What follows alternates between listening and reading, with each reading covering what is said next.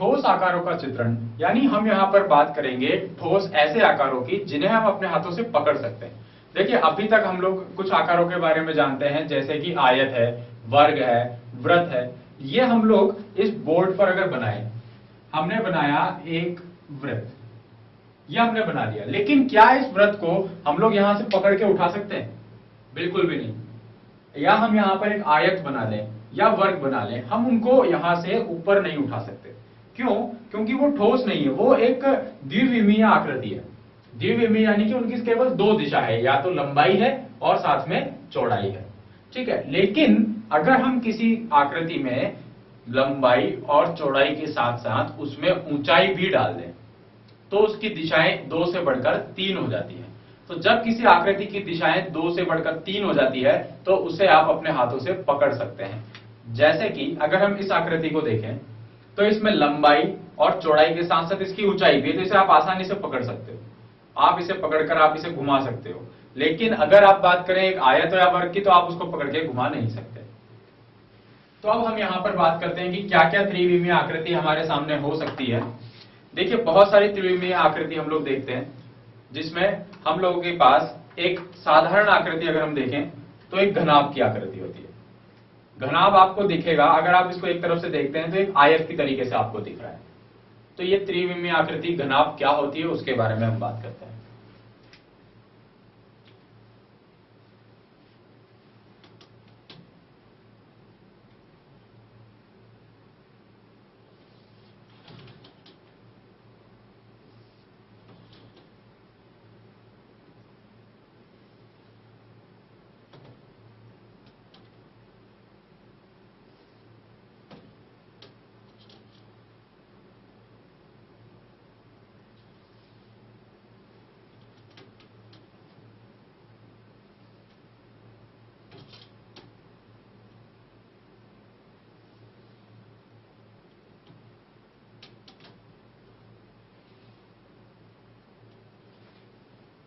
देखिए, किसी त्रिविमीय आकृति को आप बना तो नहीं सकते बोर्ड पे, लेकिन उसका एक प्रतिरूप आप देख सकते हैं। क्योंकि अगर त्रिविमीय आकृति की बात करें तो उसे हम चारों तरफ से देख सकते हैं, लेकिन अभी बोर्ड पे बनी हुई कोई आकृति को हम चारों तरफ से नहीं देख सकते।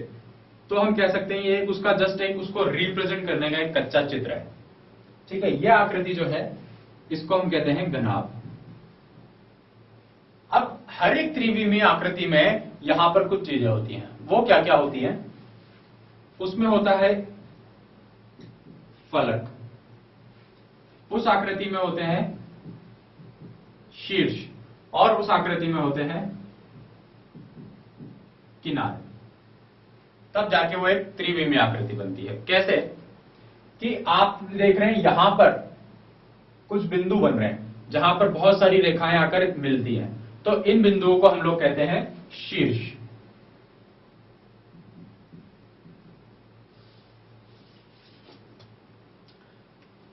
फिर आप अगर इन पे ये वाला पार्ट देखें, ये वाला जो पार्ट आ रहा है, यानी कि इसकी दीवारें, अगर आप इनकी दीवारों को देखते हैं, तो ये जो दीवारें आपको दिखाई देती हैं, ये कहलाते हैं फलक।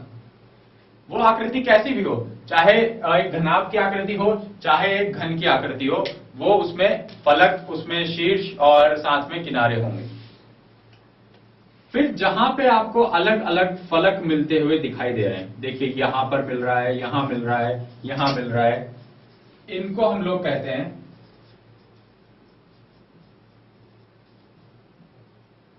किनारे। तो अब देखिए, आप इस आकृति को देखिए, इस आकृति में ये एक दीवार है, इसको हम लोग कहते हैं फलक।